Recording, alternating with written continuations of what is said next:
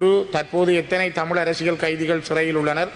இரண்டாவது, மேற்படி தமிழ் அரசியல் கைதிகள் எந்தெந்த சிறைச்சாலைகளில் தடுத்து வைக்கப்பட்டுள்ளனர்?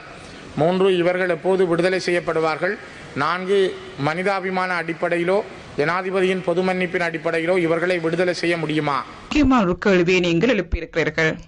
ஆகவே நான் முயற்சித்தேன் இன்றைய தினத்துக்குள்ளேயே தங்களுக்கு அந்த பதிலை வழங்க. எவ்வாறென்றாலும் கட்டாயமாக இந்த பதிலை பூரணமாக நான் உங்களுக்கு சமர்ப்பிக்கின்றேன். ஒரு வார காலம் தவணை கோருகின்றேன்.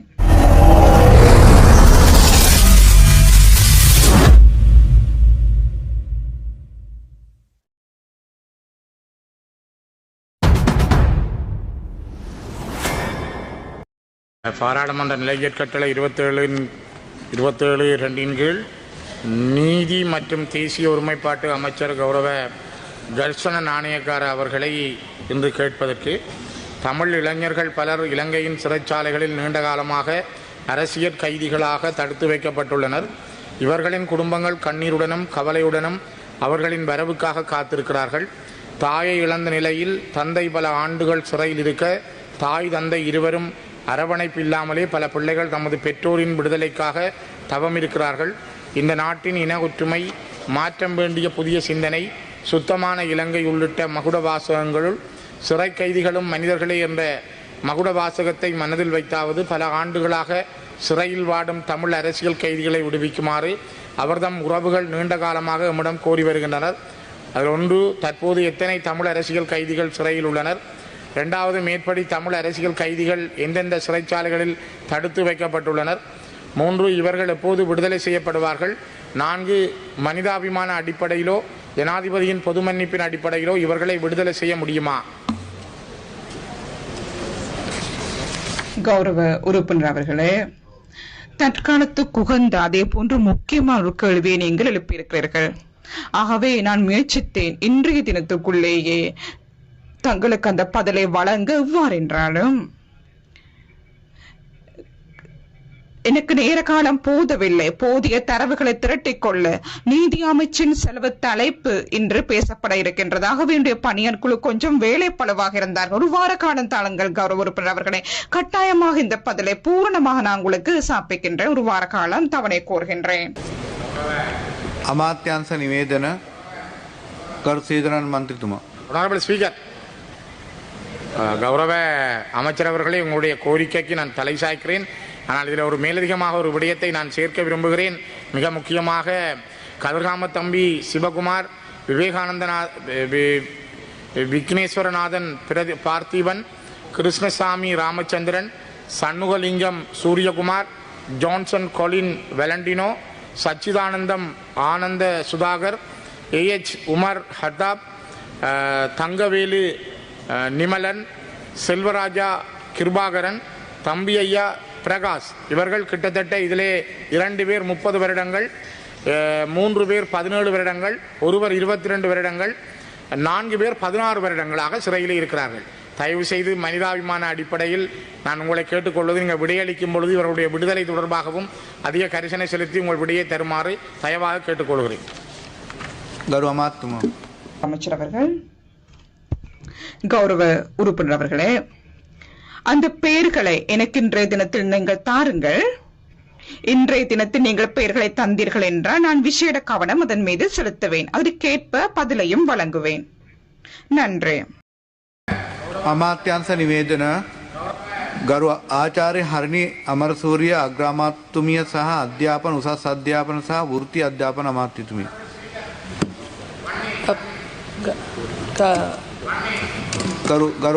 ගරු මන්ත්‍රීතුමා.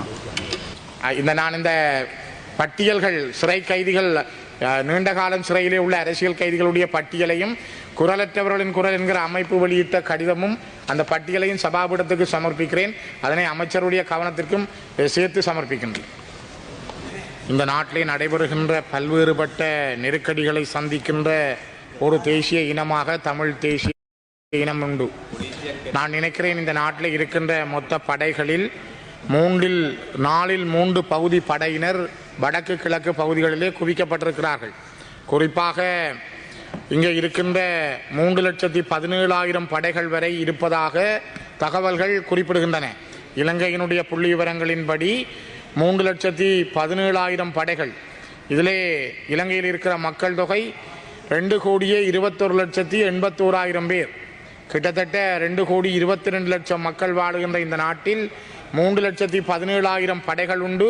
14 பேருக்கு ஒரு படையினர் என்ற வகையிலே இந்த நாட்டினுடைய ரேஷியோ கணக்கிடப்பட்டிருக்கிறது.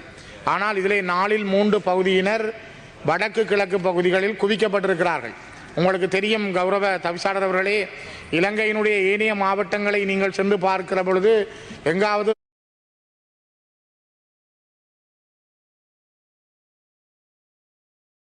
இராணுவ முகாம்களை விட ஒரு அடக்குமுறைக்குள்ளாக்கப்பட்ட இடமாக வடக்கிலும் கிழக்கிலும் போகின்ற பாதைகள் அனைத்திலுமே இராணுவ முகாம்களும் இராணுவ சின்னங்களும் தான் குவிக்கப்பட்டிருக்கிறது.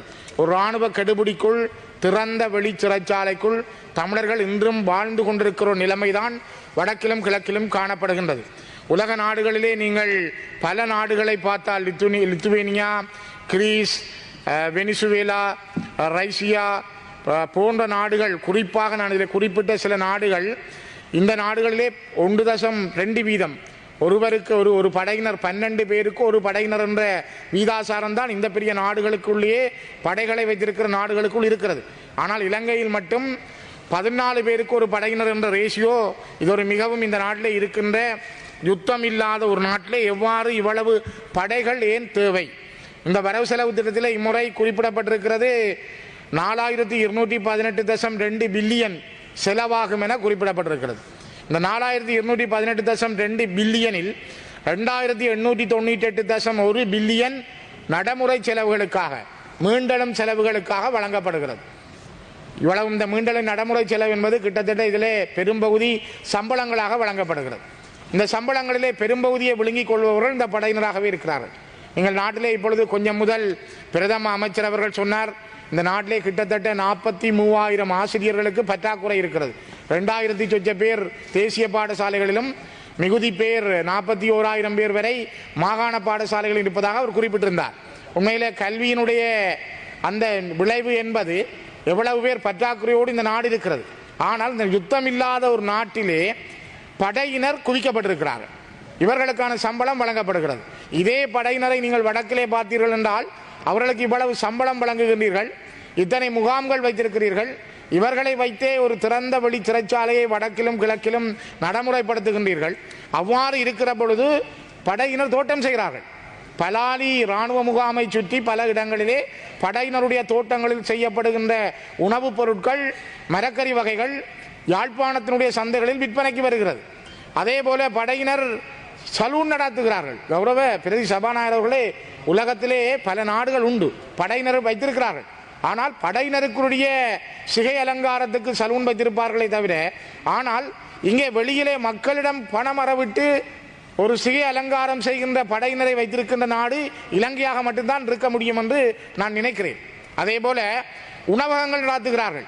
உணவகங்களிலே குறிப்பாக பல உணவகங்களில் ஒவ்வாத மக்களுக்கு பொருத்தமில்லாத உணவுகள் வழங்கப்படுகிறது. அண்மையிலே நான் யாழ்ப்பாணம் வெல்வெட்டித்துறையினுடைய எள்ளங்குளம் கிராமத்துக்கு சென்றிருந்தேன். எள்ளங்குளம் கிராமத்திலே அந்த துயிலும் இல்லத்தில் இருக்கின்ற இராணுவ முகாமிலே ஒரு உணவகம் இருக்கிறது. மதிய நேரத்தில் அங்கு உணவு வழங்கப்படுகிறது. அந்த முகாமிலே வைத்து கூட சில இளைஞர்களுக்கான மதுபாவனைக்கான போத வஸ்துக்களும் வழங்கப்படுகின்றன. சில இளைஞர்கள் அந்த முகாமிலே உடுப்பில்லாமல் இருந்ததை என்னுடைய கண்களால் நான் பார்க்க முடிந்தது. அந்த உணவகத்தில் இருக்க உடுப்பு மேலாடைகள் எதுவும் இல்லாமல் அவர் உள்ளாடையோடு இருந்ததை என்னால் பார்க்க முடிந்தது. காரணம், ஏன் அந்த நிலைமை? நீங்கள் ஏன் இவ்வளவு மக்கள் இருக்கிறார்கள், இவ்வளவு தனியார் தங்களுடைய தொழில்களை செய்கிறார்கள், ஆனால் இராணுவத்தினுடைய முகாமிலே இராணுவம் உணவகம் நடாத்தி தமிழ் இளைஞர்களை இவ்வாறு தவறான வழிக்கு கொண்டு செல்லுதல் என்பது எவ்வளவு மோசமான காரியம்? தயவுசெய்து சிந்தியுங்கள். இந்த நாட்டிலே ஒரு பகுதி இனம் திட்டமிட்டு ஏதோ ஒரு வகையிலே அழிக்கப்பட்டு கொண்டிருக்கிறது. தயவு செய்து நீங்கள் இந்த விடயத்தில் அதிகமான கவனம் எடுக்கப்பட வேண்டும். இங்கே நாங்கள் நேற்று முன்தினம் கூட ஜெனீவாவிலே எங்களுடைய அயலுறவுத்துறை அமைச்சர் விஜிதகீரத் அவர்கள் உரையாற்றுகிற பொழுது சொன்னார், நாங்கள் உள்நாட்டு பொறிமுறையை பின்பற்றி தீர்வை காண்கிறோம் என்று. ஆனால் இது இப்பொழுது கடந்த 15 ஆண்டுகளுக்கு மேலாக இந்த நாட்டிலே மாறி மாறி வருகின்ற அரசாங்கங்கள் சொல்லுகின்ற விடைகள். ஆனால் உள்நாட்டு பொறிமுறை 2015ஆம் ஆண்டு செப்டம்பர் மாதம் அப்பொழுது இருந்த அயலுறவுத்துறை அமைச்சர் மங்கள சமரவீர சொன்னார், நாங்கள் எல்லாவற்றையும் ஏற்றுக்கொண்டு இந்த பிரச்சனைக்கான தீர்வை எட்டுகிறோம். ஆனால் இந்த அரசாங்கம் சென்ற ஆண்டு நீங்கள் செப்டம்பர் மாதத்தில் சொல்லியிருந்தார்கள், நாங்கள் அதை ஏற்றுக்கொள்ள மாட்டோம் என்று. இப்பொழுது நாங்கள் உள்ளக பொறிமுறை என்கிறீர்கள். ஆகவே இந்த நாட்டிலே தமிழர்களுக்கு நடந்த அநீதி என்பதும் தமிழர்களுக்கு நடந்த நியாயமற்ற விடயங்கள் என்பதும் ஒரு நீதியான முறையில் கையாளப்பட முடியாமல் இருக்கிறது, தடுக்கப்படுகிறது என்பதைத்தான் இது குறிப்பிடுகிறது. இங்கே கிட்டத்தட்ட பாதுகாப்பு அமைச்சுக்காக 2023ஆம் ஆண்டிலே 375 பில்லியன் ஒதுக்கப்பட்டது. 2024ஆம் ஆண்டில் 425 பில்லியன் ஒதுக்கப்பட்டது. 2025ஆம் ஆண்டு வரவு செலவு திட்டத்திலே 437 பில்லியன் ஒதுக்கப்பட்டிருக்கிறது. இது படிப்படியாக கூடிக்கொண்டு செல்கிறதே தவிர இது பாதுகாப்புக்காக குறைக்கப்பட்டதும் இல்லை, பாதுகாப்பு படைகள் குறைக்கப்பட்டதும் இல்லை. இந்த நாட்டிலே தொடர்ந்தும் யுத்தம் நடைபெறுகிறதா? இந்த நாட்டிலே ஒரு யுத்த சூழலுக்குள் இருக்கிறதா? அப்படி என்றால் ஏன் இவ்வளவு நிதி படைகளுக்காக ஒதுக்கப்பட வேண்டும்? இங்கே அதே நேரம் சமூக நலன்புரி திட்டங்களுக்காக ஒதுக்கப்பட்ட காசு 2023ஆம் ஆண்டில் 161 பில்லியன், அதே 2024 ஒதுக்கப்பட்டது 78 பில்லியன், 2025 43 பில்லியன். இது வர வர எங்க குறைந்திருக்கிறது? சமூக நலம்புரி திட்டங்கள் குறைந்து கொண்டு செல்கின்றன, அதே நேரம் படைகளுக்காக ஒதுக்கப்படுற காசு அதிகரித்து கொண்டு செல்கின்றது. ஆகவே கௌரவ குழுக்களின் தவிசாளர் அவர்களே, இந்த நாட்டினுடைய புரியோடி போயிருக்கிற பிரச்சனையை இனங்கண்டு ஒரு நீதியான விசாரணையை இந்த நாட்டுக்கு வழங்காமல், இந்த நாட்டிலே இருக்கின்ற மக்களுடைய எண்ணங்களை புரிந்து கொள்ளாமல், தொடர்ந்தும் ஒவ்வொரு வரவு செலவு திட்ட காலங்களிலும் இவ்வாறு யுத்தத்துக்கு ஒதுக்குவது போல நீங்கள் பெருமளவிலே நிதி ஒதுக்கி கொண்டிருந்தால், படைகளை காப்பாற்றி கொண்டிருந்தால், இந்த நாட்டினுடைய பொருளாதாரத்தை எவ்வாறு நீங்கள் கட்டிச் செல்ல போகிறீர்கள்? எவ்வாறு நீங்கள் முன்னேற்றி செல்ல போகிறீர்கள்? நான் இதான் குறிப்பிட்டேன் ஏற்கனவே.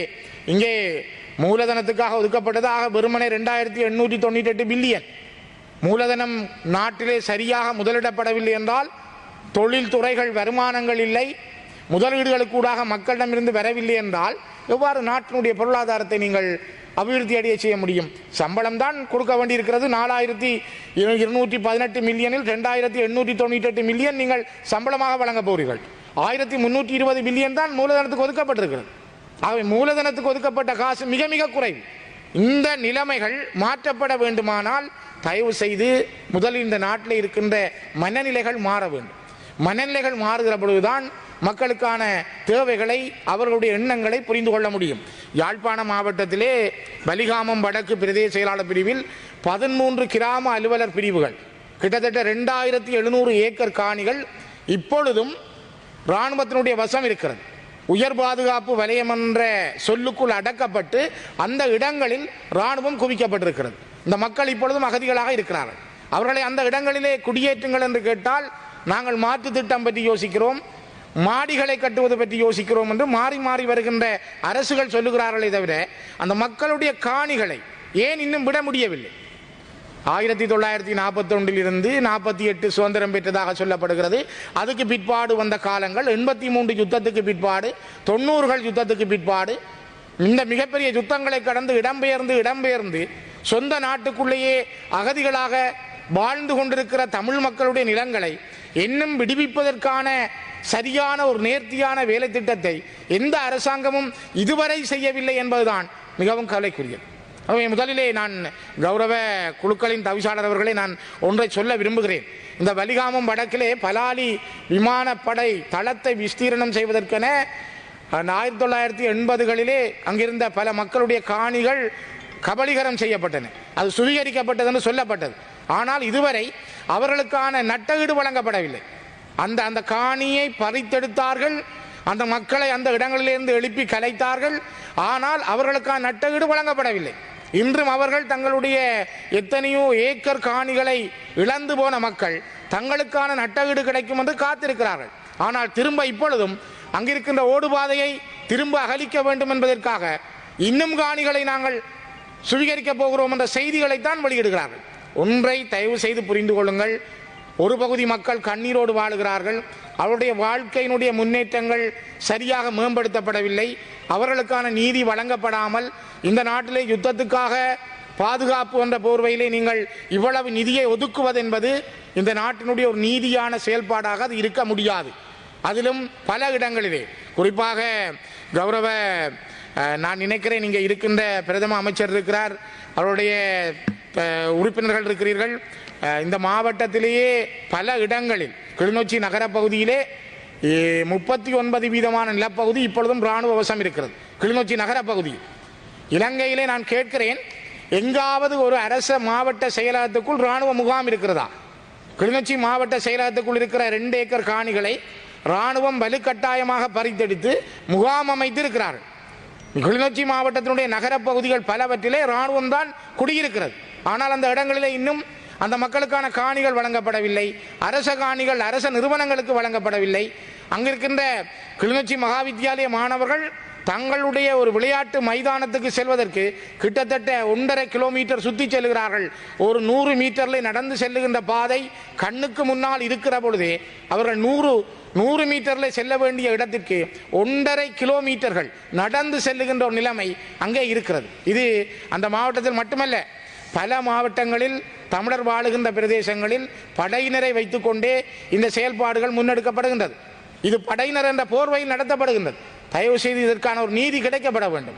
இந்த மக்களுடைய நிலங்கள் விடுவிக்கப்பட வேண்டும். பாதுகாப்பு என்ற போர்வையில் தொடர்ந்தும் நீங்கள் இவ்வாறு நிலங்களை அபகரித்துக் கொண்டிருப்பது மிக ஒரு ஆபத்தான சூழலுக்குள்ளே இந்த நாட்டை கொண்டு செல்கிறது என்பதை நான் இந்த இடத்திலே பதிவிட விரும்புகிறேன். பலர் அண்மை காலங்களிலே பொது பாதுகாப்பு அமைச்சர் அவர்கள் இங்கே இருக்கிறார், பலர் விசாரணைக்கு அழைக்கப்படுகிறார்கள். நான் நினைக்கிறேன்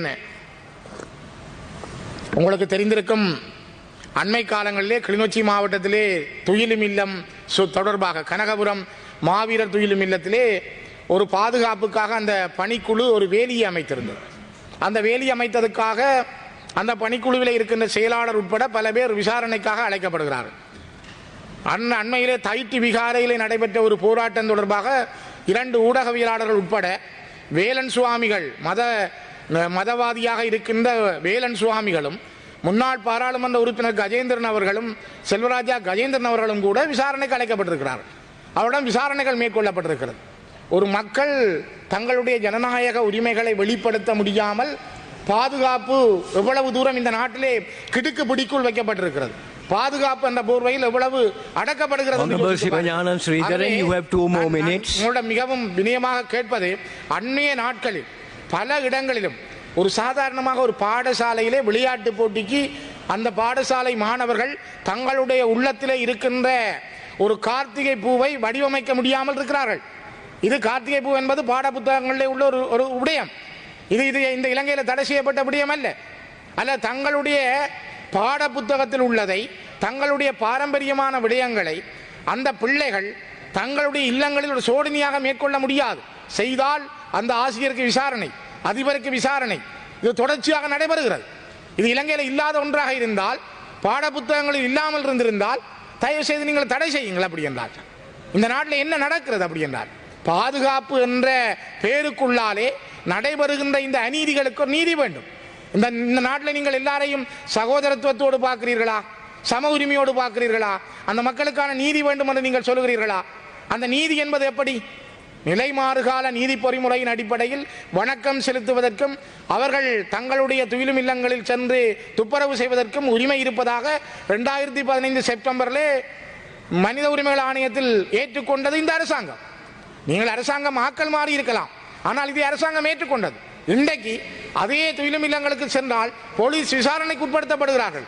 தயவு செய்து கௌரவ தலைமை தாங்கும் உறுப்பினர் அவர்களே, இந்த நாட்டிலே நாங்கள் நீண்ட நெடும் ஒரு யுத்தத்துக்குள் வாழ்ந்த இனம்.